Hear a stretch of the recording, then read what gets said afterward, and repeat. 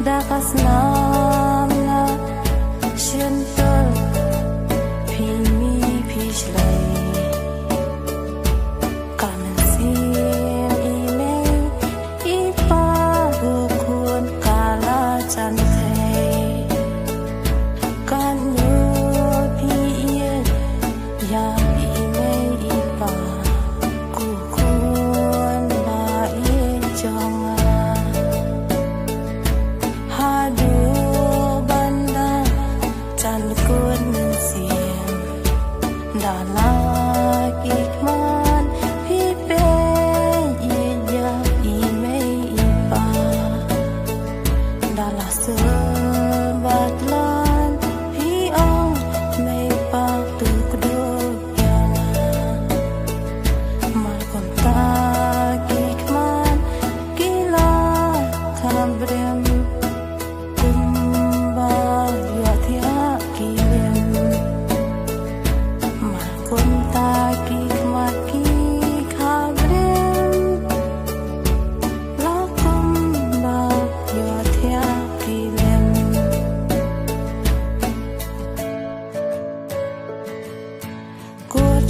Jesus